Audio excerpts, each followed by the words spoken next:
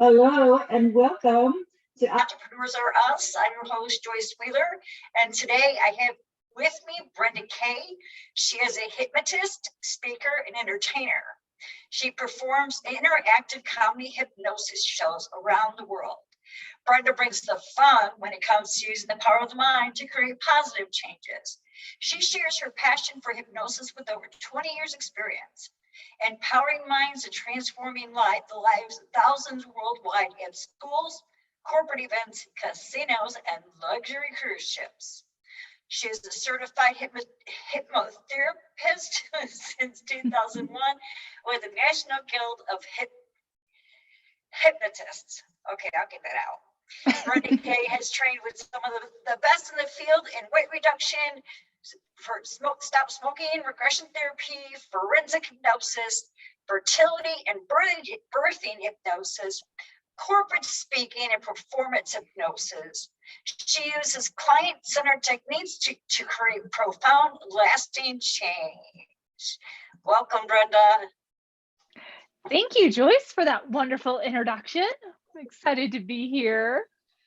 Why all of a sudden I couldn't say hypnotist. It's a tongue twister. I get it. Obviously. I was fine, and then all of a sudden it's like, ugh. It's not a common word that people use, so I totally get it. This is true. We don't go around, talking about hypnotists or being hypnotized. I think with everything that you do, I think maybe we should, huh? Right? Well, and it's funny too, when people find out what I do, they're like, you're a hypnotist? Oh, and everybody has some sort of reaction, and it's an over dramatic reaction, either to the good, to the curious, or to the, oh no, stay away from me. And I think a lot of it is because people fear what they don't know. They don't know Right. what to do when they meet a hypnotist. They don't really know what hypnosis is. And so I've made it my passion and my purpose to expose hypnosis, if you will, and really teach people how they can use it for their greater good and to not be scared of it. Right. Yeah. Well, I love the fact that you're a hypnotist, but that's not what we're here to talk about today, are we? No, we're talking about the mind. Okay, so for people who do not know, what is imposter syndrome? So I can't even say imposter. Imposter syndrome to me really is, I think it's a new fancy designer label for people that are scared to put themselves out there, to show up as their authentic selves. I think when we get into business and we find a passion and we follow a passion and we want to put ourselves out there, it's almost as if the term imposter syndrome creates a block for us or gives us an excuse to not show up fully. Because you think, well, who am I to be good enough to do this thing? Who am I to put myself out there when there's this person already doing it? So to me, imposter syndrome is really a block, a label that keeps us stuck from really showing up. I don't know if you agree with that. When I first heard the term, I thought it meant that somebody was pretending to be somebody else. It is kind of though, isn't it? I guess it could be. Or maybe that's just what you're thinking. If you just say, you just graduated from school, with your college degree, or you just got a certification and you think, okay, well, now I'm going to hang my plaque but who am I to be a lawyer? Who am I to be a small business owner? Who am I? I'm just starting. So you feel like an imposter because you're not really doing it because you're so new at it, right? Right. It's just when I hear the word imposter, it makes me think of somebody who's pretending to be someone or something that they're not. Right. Do I have the wrong definition? No, I think that's spot on, but I think that's a good definition. I think we're giving it though a different meaning. Yeah.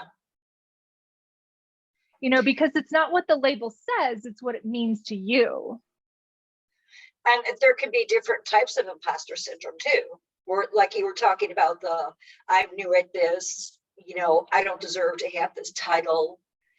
It could be, you know, somebody who is just a perfectionist, wanting to have everything perfect and feeling like if it's not like this, then I can't present it. I can't give it to the world because it's not perfect. Yes. Yes. I think so many people get caught up in that perfection loop and really like, I'm not going to do it until it's perfect. And, but here's the thing with perfection, like it's never done. And then it keeps you stuck, right? Like I'm not going to put out my course until it's perfect. But how do you know if it's going to work if you don't work it, right? Right. Totally. That's me. I have it all laid out. I have my course all laid out, but I haven't done anything with it. I want to do a 5-day challenge, but I guess I'm a victim of imposter syndrome because here it's just sitting there. So, you know, and it's like, I really don't want to totally complete it until I know that there's an interest in it. So I was going to do this 5-day challenge and see how many people I could recruit from that. And then from there, go ahead and create the whole course. But I've got it outlined on my material. So it's not going to take me that long to go ahead and figure it out. It's called Ditch the Diet, Change Your Lifestyle. That sounds fun. Yeah. It's actually a lot of work. I mean, anybody who enrolls in this course, they are really going to want to have to change their lifestyle, because from my personal experience, you know, I have found that I had gained some weight, and the steps that I took to get it off and keep it off, it was dramatic. So they'll have to be totally committed to wanting to do that. And I love that you have a clear picture of the person that you want, that you're creating this program for. You want somebody that's dedicated. You want somebody that's willing to make the change, that's willing to invest in themselves. And when you have that clear sort of vision for who you want it to be, then it's easier to attract that person. Yeah, you're right. It is. But here's the thing, Joyce, that person that can benefit from your knowledge will never benefit from it until you put it out there. Right. And what it looks like in the beginning, it's not what it's going to look like 3 months, 6 months, or 6 years down the road. Sure, because I could always tweak things. Yeah, because I mean, the first airplane that was ever invented doesn't look like the airplanes that we have now, right? No. And what if far from it? And what if the Wright brothers are like, no, this isn't what I really envisioned, so I'm not going to do it at all? Then we would never be able to get anywhere by flying, right? So it's all about not by flying. right. It's all about the process of evolving and becoming. And I think, in my personal opinion, we use imposter syndrome as a label to not get stuff done. Well, I've never used this label because I kind of didn't totally understand what it meant. It's like, what is this imposter syndrome? What, I'm going to be somebody I'm not? Are you pretending somebody you're not? You know, do people think you're somebody else? Like, what's going on with this imposter syndrome? I just actually finally looked at it today to see what it actually was. So I had a better understanding of what it was. Before I wasn't that interested. Did I what? Did you look up the actual definition of it? No, but you know, like I was saying, I saw that they were like, there was different things, and I actually took a screenshot of what, and there were like types of imposter syndrome. So there's a Okay. superhero who overwork themselves to make up for how inadequate they feel. Then there's the natural genius, set high goals, feel crushed when they don't meet them. Then there's the expert, never satisfied with their level of understanding, always trying to learn more. That's me. Then there's the perfectionist, never completely happy with their work, fixated on flaws instead of strengths. Then there's the soloist, prefer to work alone, won't ask for help for fear of appearing weak or incompetent. Isn't that interesting? So there's different levels, different personality types. Yeah. So it's not just one thing. So imposter syndrome can be a lot of different things. So I'm taking imposter syndrome as being anything that you're doing that's self-sabotaging. Yes. So as to not get ahead, or as to use an excuse for why you're not doing what you're doing. Or why you're not doing what you should be doing, or what you want to do even.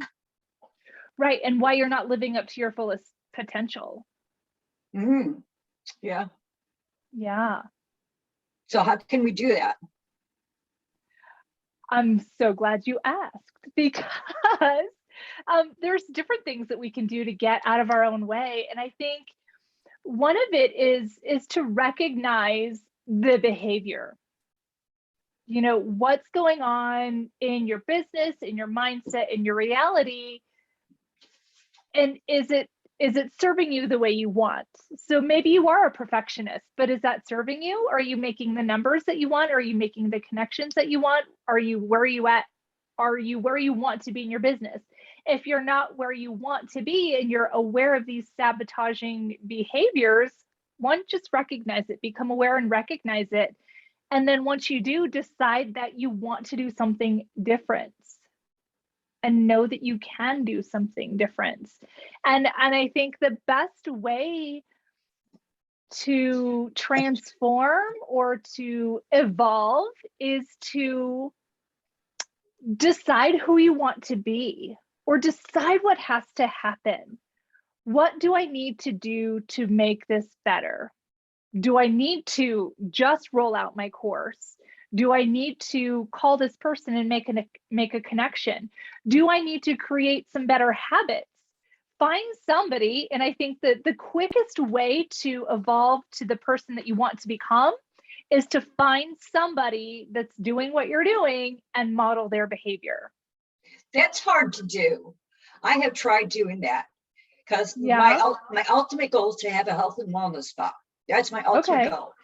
But anybody who I have found that I would like to pick their brain and become friends with, they don't live here in Louisiana. They live in Arizona, you know? So it's just like kind of hard when you don't know somebody to reach out to them and be like, hey, how did you create this awesome spa? You know, what did you do? So sometimes it's kind of hard to find somebody to, you know, that's in the niche that you want to be in, or you are in, and to become friends with them and try to duplicate what they've done. Yeah, but of course, having your spin on it. Yeah, but maybe they don't have to be in your same exact niche. You know, I remember when I first became certified as a hypnotist, I had so much love and so much passion for my craft that I just knew I wanted to share it with the world. But at the same time, I was also really scared of putting myself out there, right? And I think a lot of people can relate. I have this thing I know can help so many people, but I'm scared to talk about it. I'm scared I'm going to look stupid on camera. I'm scared of what they might think. They might think I'm crazy. They might think this is crazy. Like all of these things that are kind of, it's scary, right?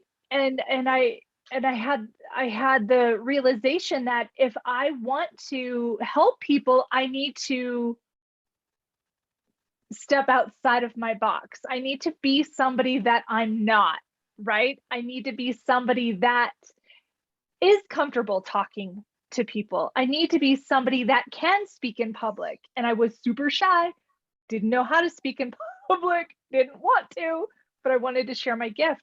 And so I gave my mind a question, and your subconscious loves to solve problems. It loves to answer questions. So when you ask your subconscious mind, how do I do this?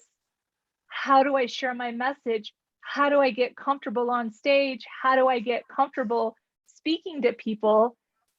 And you sit with that question long enough, then the answers start to come to you. And I realized, I'm like, okay, well, who do I know that's good on stage? And I didn't know anybody personally, but I looked to my favorite rock stars.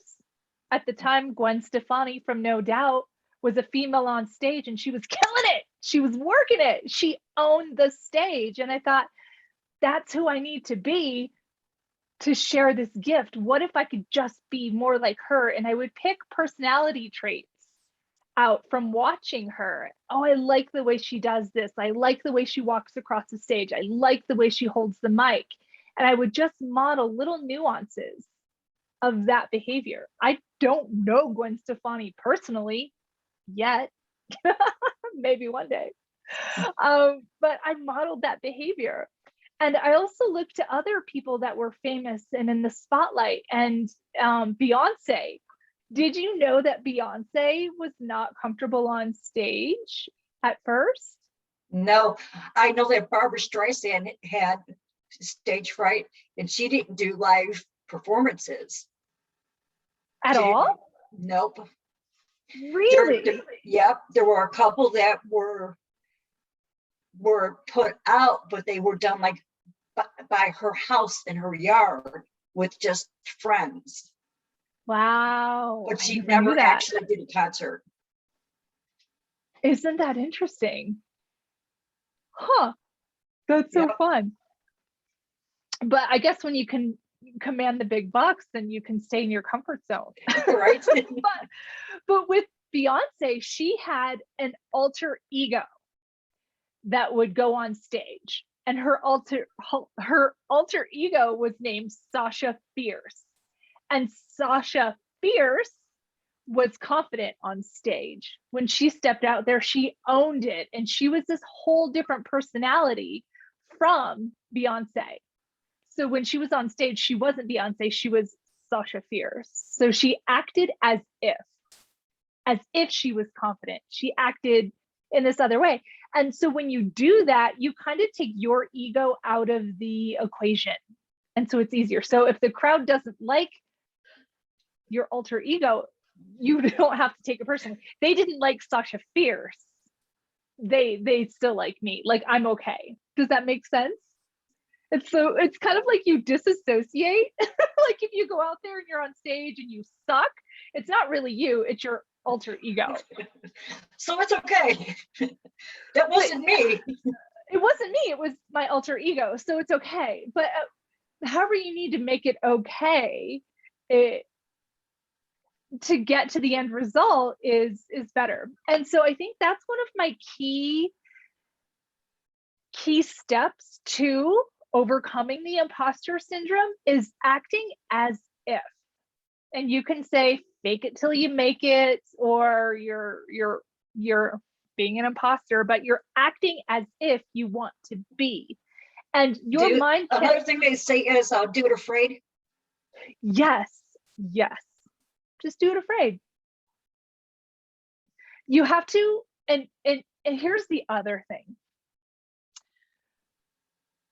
You have to walk through the fear. There's really no way around it. You have to walk through it. Once you walk through the fear, it's empowering. Once you face your fear and realize you're not gonna die, like your little monkey brain says, oh my God, if I get in front of people, I'm gonna die. You're not gonna die. But once you do it, you're gonna be fine. So this thing that you build up this fear cloud that you build up that is blocking you will dissipate once you step through it. So it's feeling the fear and doing it anyway. But with that, the endorphins or the chemicals that are released in your body that are from fear and from excitement are the same chemical. Right. It's just your response to it. So people that are scared to get on camera or scared to talk about their business, they can also transform that into excitement. I'm so excited to talk about my business. And so when it bubbles up in your body, I'm so excited. Not, I'm so scared. I'm so excited. And those butterflies, they turn into excited butterflies instead of like those butterflies that drop to the pit in your stomach. So it's not what happens to you, it's your response to it. So when you get that rush of endorphins or adrenaline, more so, I think it's adrenaline with the fear. When you get that rush of adrenaline, you can associate the fear and the scared and the stuck, or you can associate the excitement and the enthusiasm to it. It's all in your perception. I've heard that before.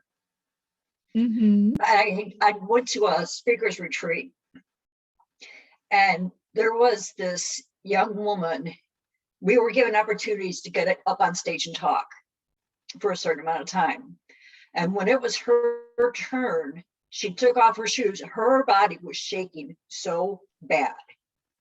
I mean, I even went, is this real? Is she really shaking that bad?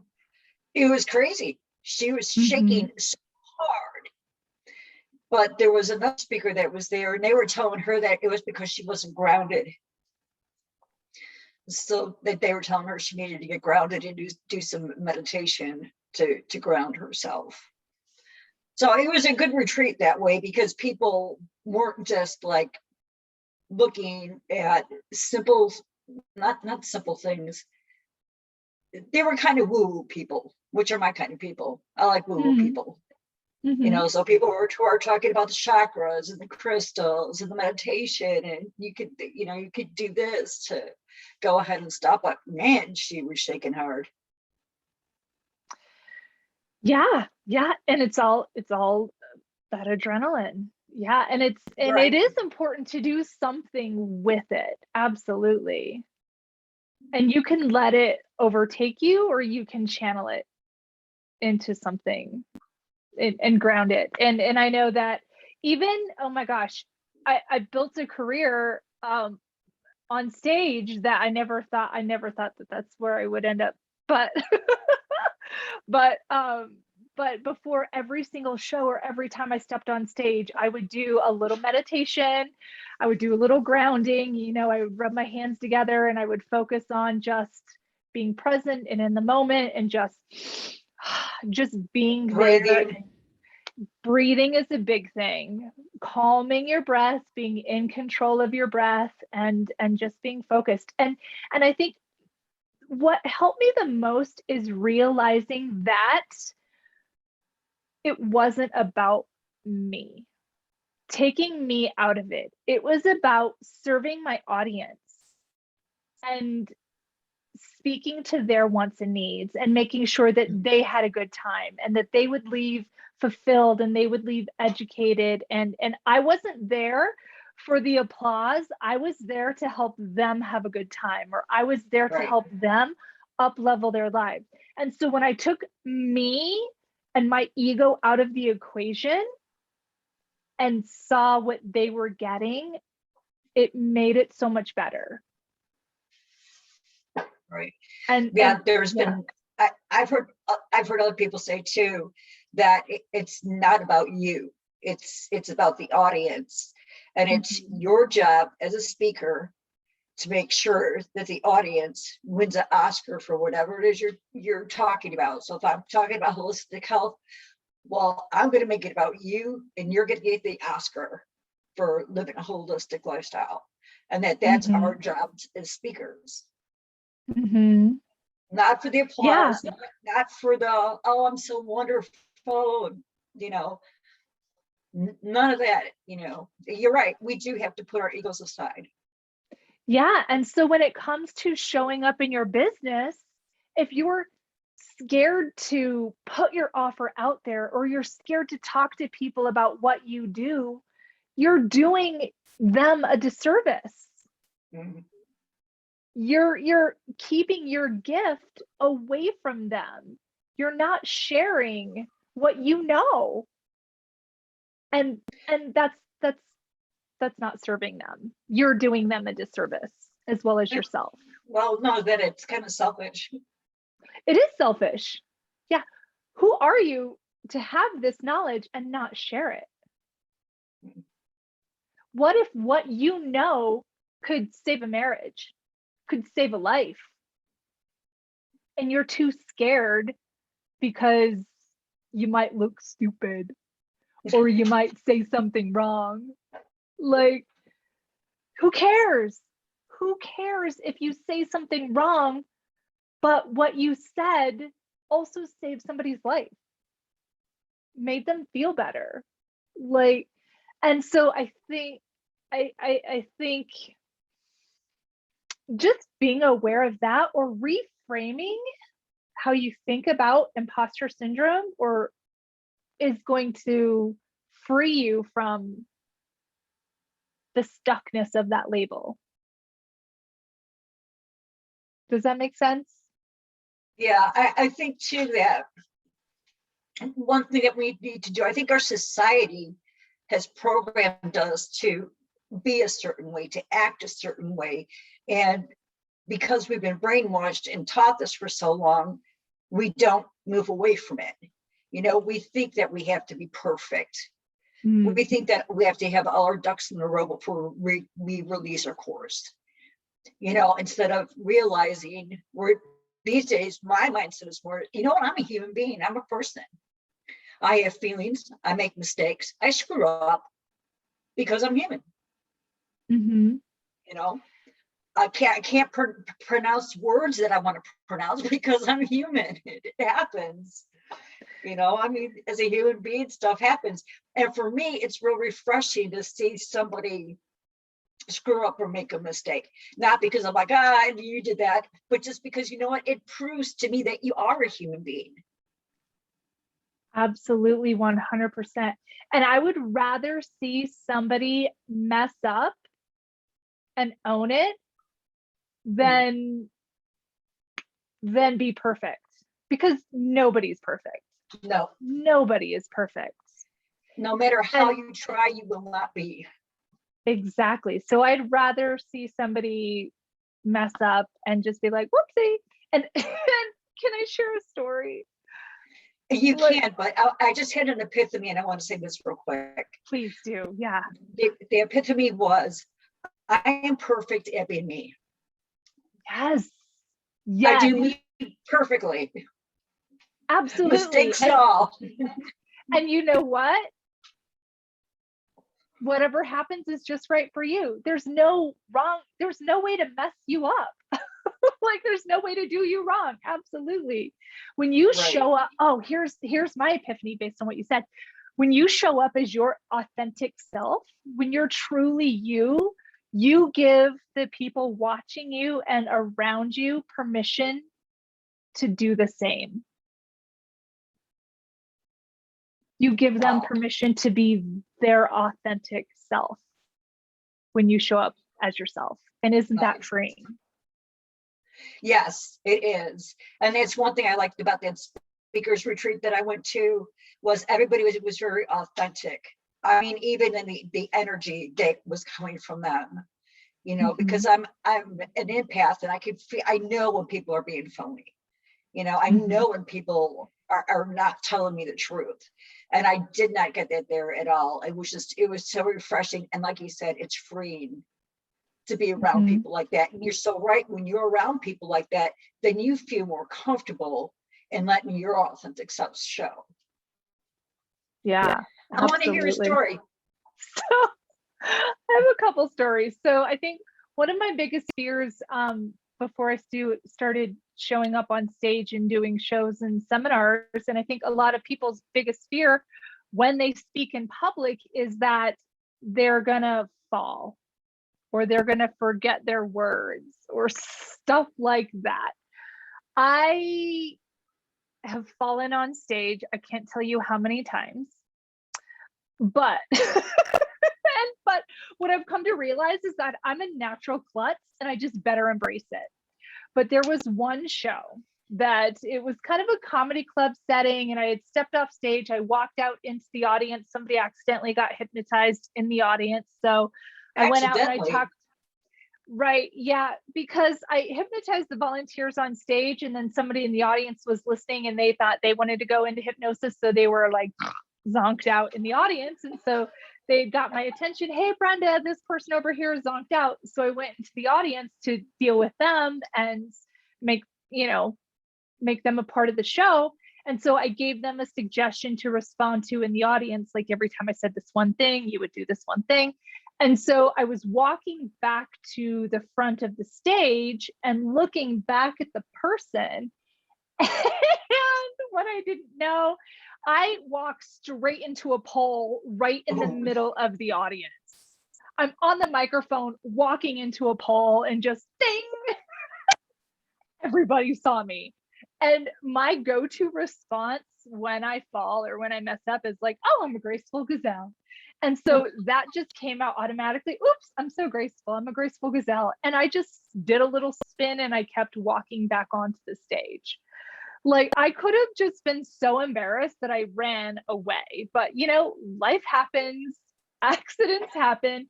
When you can laugh at yourself and laugh with the audience, you're in a better place. So laugh at yourself, have fun. When you're having fun, other people will have fun with you. And so it's not the worst thing when you run into a wall, when you trip and fall. You could always make it look like you did it deliberately, kind of jump back up, like ta-da. Yeah. Make it look like it was part of your entrance. Right? Oh my gosh, right? If I could only. But people appreciate, I think, more so than seeing a perfect person, somebody that's real. I think that's so important. I agree. Mm-hmm. I mean, I know that's how I feel. I want to be around people who are real. I don't want to be around people who are pretending to be somebody or something that they're not. Right. And I think too, you can overcome the imposter syndrome-ish if you are genuine and speaking from the heart. Like you don't have to feel like an imposter if what you're saying is really how you feel and you're really showing up to serve, which I think a lot of people in the health and wellness industry are really just truly there to help other people. And so when you can speak from the heart, that's better also than any scripted talk you could ever give. I don't do scripted. Mm-hmm.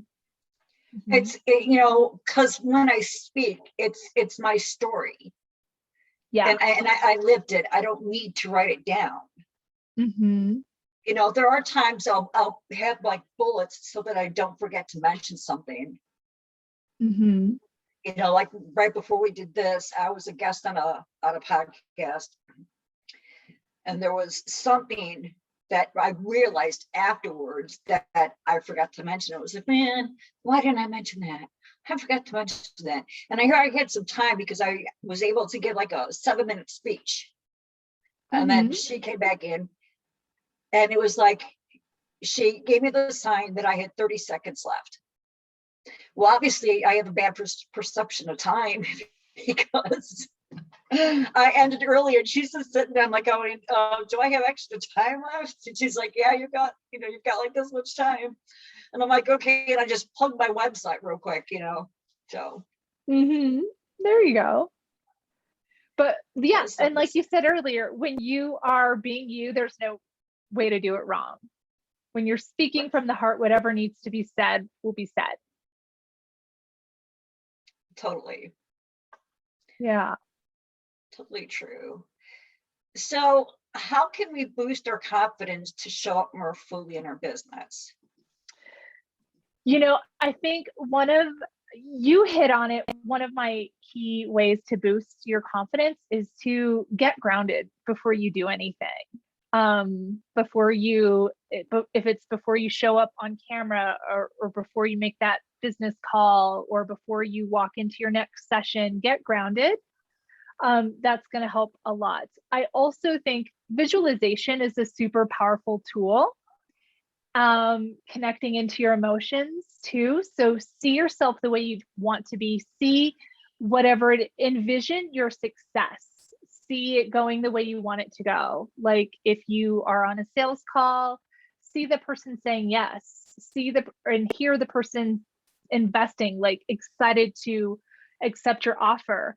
And then also like get into the feeling of success, or get into the feeling of excitement, and recall a time in your life that you were successful, that something did work out well and you felt really good about it. When you can tap into that previous success, you can pull it into your now. I think that's really helpful. And one of my most favorite hypnotic techniques, and I would use this as I was walking onto stage, and I did this before stage, before I walked on, but I would imagine a circle, and it's the circle of, it could be the circle of excellence, the circle of confidence, the circle of success. You can label your circle whatever it is that you want, but imagine a big circle in front of you, and let's just say the circle of confidence, and imagine what is going to make you feel the most confident inside the circle. If it's a certain color that makes you feel really confident, put that color in there. If there's physical items that you enjoy that make you feel comfortable, maybe it's your favorite couch, or a big tree that's going to leave you grounded. So put whatever makes you feel more confident and comfortable inside the circle, and you can make your circle as big and as comfy as you want. I like glitter in mine, glitter and sunshine, and like all the things. You can't do it wrong. Whatever's going to make you feel the most comfortable and confident, imagine it inside the circle. And then you can do this physically. Once you establish that circle, what it looks like in your mind's eye, in your imagination, and get as playful as you want with your imagination. The more playful, the goofier, the better. Your subconscious really likes that. And your subconscious is the feeling part of the mind. So put all of that in there, all of the emotions, hear the sounds, whatever it is you need, and then physically take a step into that circle, and then imagine it all around you, and imagine you're soaking all of that in, and then just let it permeate your being, and then go from there. So that's my hypnotic trick to be more confident. Step into that circle and absorb all of that you put in there. And this doesn't just apply to being on stage. This is no matter what you're doing. Yeah. I mean, yeah. And I even did that before we got on this call. Like I still, what do I need for this to be successful? What do I need to show up? And you can just say, I speak with ease, and here's my favorite color, and here's all my favorite things. Here's the things that make me feel good. You can do it, before you go to work, before you have a client session. It doesn't just apply to being on stage. It's whatever, and it's whatever segment you want to move into, that you can set it up beforehand. It's like priming or prepping for what you want to have happen next, pre-paving, if you will. Right. I meditated before doing this. Did you? Yeah. Because it raises that vibrational frequency. It's calming, you're calming the nerves, and plus you're breathing, so it's just, and it doesn't have to be long. No. 7 minutes. I've got one, it's just sound, and it's 10 minutes long. And I didn't even finish it. Yeah. I felt good. So I was like, okay, I'm done. Awesome.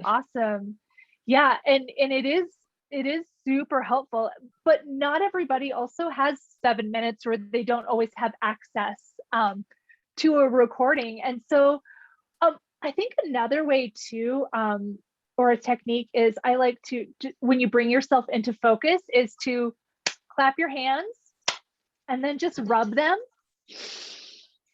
And then take a few deep breaths. But here we're creating energy. This is creating energy. We're creating energy.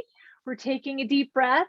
Close your eyes and then imagine a white light above you and let that white light just melt throughout your entire body. And I like white light because it's clean and pure and it can balance. But if there's a color, if you want to think of any other color that feels good to you, or a color that you might find that you really resonates in the moment, say, you know, the color blue is really calming to you. And in this moment, in this next moment, I really need to feel calm. Do that. Close your eyes, take a deep breath, and think of that color blue all around you. Color is so powerful. Yes. And actually, was it blue or purple that has the highest vibrational frequency? One of those two. I'm not sure. Yeah, I'm not sure either. I think it's blue. I think blue has the highest vibrational frequency, and then it's purple. So those are the colors that I would choose. Red has a very low vibrational frequency, plus it represents it. So it represents what? Anger. Oh, right. Or fiery passion. Ooh, yeah. It could be that too. Yeah. But when I think of red, I think of anger, because you know people get mad and their face gets all red. Yeah, yeah. And there's the different colors with each chakra. So right. So if you want to focus on a certain element, you can do that as well. But I think just bringing in your focus, revving up your energy, setting the intention is super powerful. What do you want to have happen? Setting that intention and knowing that, trusting that it's all going to work out. Right. Well, you know, when talking about the color red, that's the root chakra, which is the chakra that grounds us. So, I mean, if you were to use it that way, it's just, I'm really about the natural vibrational frequency and the colors and the chakras. And actually, I wanted to do a meditation where I cleansed and recharged my chakras, but that was like 25 minutes, and I didn't have time for that one. So yeah, like, okay, we'll do that one tomorrow. Right. There's a time and a place for everything. Right. Yeah. So a lot of people don't know about grounding. And it's one thing I have a hard time kind of like describing. Do you maybe have a way of describing grounding to our audience? You know what's funny is grounding is something that if you would ask me 20 years ago, it's what the hippies did. It just seemed like, what? Even more so, it's something that my dog naturally does. Like, she will go out and just lay in the grass whenever she's just needs it. She just doesn't want to move. She just lays in the grass. And I read like dogs naturally will do that if they need to connect with the earth, do whatever. They just will be surrounded by nature. That's very grounding. Yes, it is. And I don't know really how to describe it other than it's how I don't know either. Connect. It's how you just connect with your nature, with the earth. Because we can have flighty, airy thoughts, and being an Aquarius, I'm very flighty, very up in the clouds, very like, oh, let's just go with the flow, la la la. And I need to like pull myself down into like, here's the reality. Bills need to get paid, stuff needs to get done. You can't live in your daydreams as good as it feels. So you need to like come back. So it's finding the balance. And there's different ways that you can represent grounding to your mind in your body. And you can think of it as like a plant would grow roots into soil. So you can imagine like a root growing through the bottom of your feet, or one of my hypnosis mentors would in his sessions would imagine a magical cord being tied to your waist, going down to the center of the earth, so keeping you from floating off into the into space. It's just your connection to earth and your true nature and with Mother Nature. I think it keeps us sane and nurtured to the best of our allowance. Do we want to be sane? I said to the best of our allowance. I mean, it's a struggle. Like I said, I'm like, whoa, way out here. And I have to set the intention to come back down to a little, to find that balance. It's that sweet spot in between. I have to let myself go up there sometimes. Because so you have to set the intention to go up? Yeah, and to be like, woo. You know. I used to have these moments when I lived in Tennessee, to where I would just get goofy, just really goofy, you know, to where my kids are like, Mom, stop. You know, I mean, like a goofy in a childlike way, which isn't a bad thing. Absolutely not. It's absolutely, you know, but I would just get in these moods, and I couldn't help it, and I really didn't want to. Mm-hmm. But I haven't gotten like that in a long time, so I have to let myself. Exactly. It's freeing. Mm-hmm. You know, it's just like we have to connect with that inner child. We have to remember that, you know, just because we're adults and we have our businesses doesn't mean that we can't have fun. Doesn't mean that it be serious all the time. You know, we can't. Absolutely. We can dance. You know, we can sing, do whatever we want to do. It's like, and that's just as freeing as being yourself, being authentic. Absolutely. And when you're having fun, the people around you have fun. And I think when you're in that state of flow and fun, everything's just easier. Right? Yeah. You're just, and it raises your vibration. Mm-hmm. Mm-hmm. So I would encourage everybody, just have a little fun, have a little play every day. And if you're feeling too stuck, that's a great way to set yourself free. Give yourself permission to play more. Right. Exactly. Life is meant to be fun.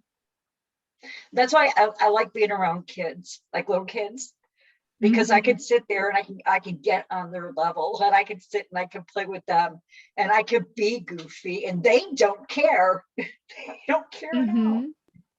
I worked with a lot of kids. And if people would have like been looking in windows, they would have been like, what the heck is she doing? So, well, hopefully nobody ever did. I don't know. I wasn't paying attention. I was having too much fun. But I love working with younger kids. Once they get older, they do get kind of judgmental. I'm like, really? Should you be doing that? But like the younger kids that are like 5 and under, they're like, oh yeah, she's fun. Yeah, because at the age of about 7 or 8, we're developing our critical reasoning. And so we're questioning more. We're like, is this right? Is this right or wrong? Is this who I want to be? And so we kind of lose that carefree magic. Right. That imagination. Yeah. Well, we're about at the top of the hour. Is there anything that you want to leave the entrepreneurs with? I would say, just to recap, my top tips is to decide who it is you want to be, act as if, be more playful, get in your imagination. Make the decision who you want to be, and like, don't be afraid to do it scared. Right. Don't be afraid to do it scared. Show up, be yourself. There's no way that you can do it wrong. Right? Right. So if those top tips can be of any help or service to you, then then this was time well spent. People And really remember- just want to. And remember, you do you perfectly. Yes. Let's caption that somewhere. You do you perfectly. I have a Cricut. I can make t-shirts. Oh, you should. That sounds awesome. Yeah. But instead of saying you do you perfectly, it'll say I do me perfectly. There you go. You know, I love this saying, imperfectly perfect. You're perfectly perfect. Mhm. I could do one like that too. Sure. I've got one. I got one that I have designed, and I have the t-shirt for it, but I haven't made it yet. And it says weird is my normal. Ooh, that's totally me. I know, right? Me too. You want one? I do. I totally rock that. I love it. I love it. Once I get it made, I'll take a picture and I'll send it to you. Okay, please do. And let me know if you want one. I'll make you one. Yeah. So I hope this is inspired or helped some people just to show up in your business as your authentic self. There's no way that you can do it wrong. And to remember that people want what you have to offer, and they'll never know about it if you don't share it with them. So get out there and do it. Yeah. And Brenda, if people are interested in hypnosis and they want to contact you, where can they find you? My website is brendahypnotist.com, or they can email me at hypnobrenda@gmail.com. Hypnobrenda, that's easy to remember, @gmail.com. Yeah. Well, Brenda, thank you so much for being here today. I greatly appreciate it. It was a lot of fun. Thank you, Joyce. It's always a pleasure. Okay. All right. Well, entrepreneurs, we will see you next time. Bye.